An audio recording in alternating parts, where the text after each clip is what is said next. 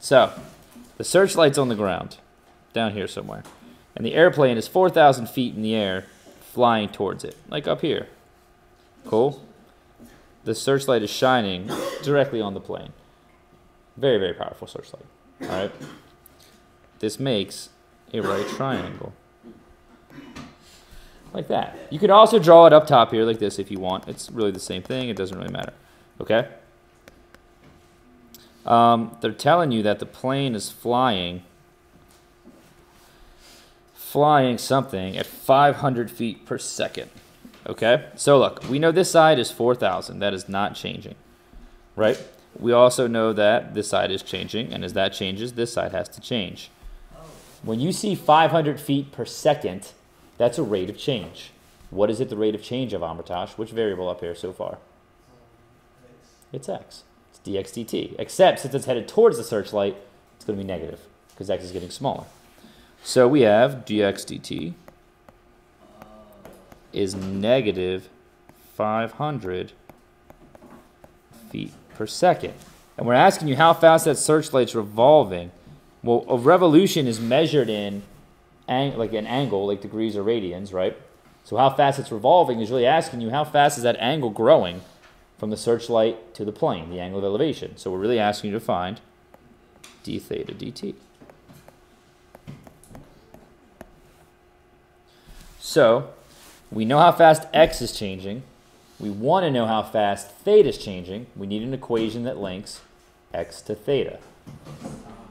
It's not sine. We can use tangent. Or we can use, cosine doesn't work because that would be x over z. Okay? We can use cotan, which is probably, again, instead of using tangent, if x is the base, or the adjacent side, we should use cotangent. That puts x in the numerator. So we're going to say cotan theta is equal to x over 4,000. Okay? When we derive that, we're going to get the d theta dt, which we're looking for, and the dx dt. So when we derive this, we get negative cosecant squared theta, right, times d theta dt. If you did it upside down, you're still going to end up, well, you're still going to use tangent or cotangent because we're really not interested in the hypotenuse at all at this point. Okay, so maybe use tangent instead. It depends on the angle you're finding. Okay. But when we derive this, we're going to get 1 over 4,000 dx dt. And we know dx dt is negative 500.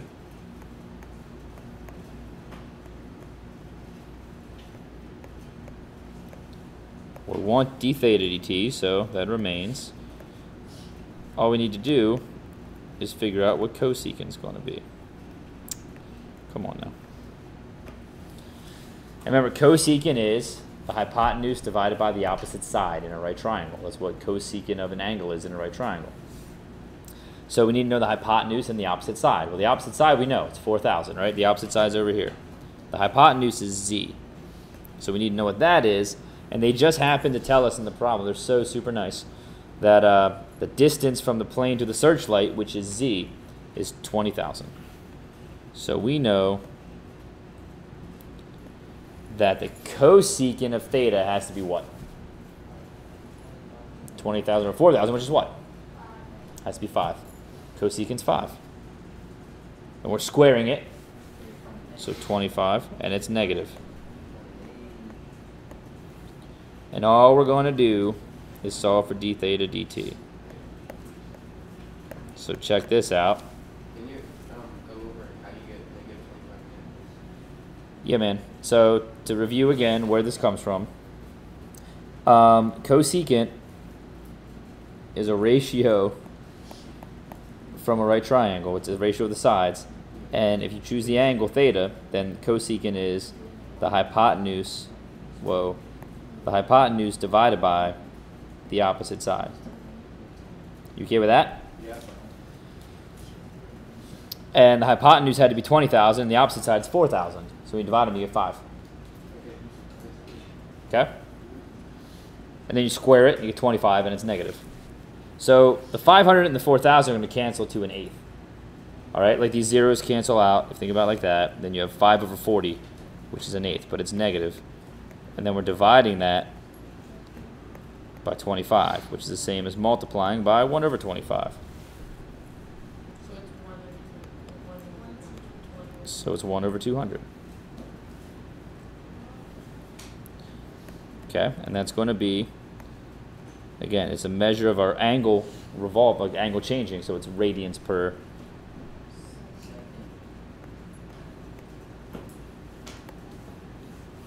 Okay. So hang on here. Oh, good. I thought it was like the baseball one where I gave you miles per hour or something. That would have been a pain in the butt. Cool.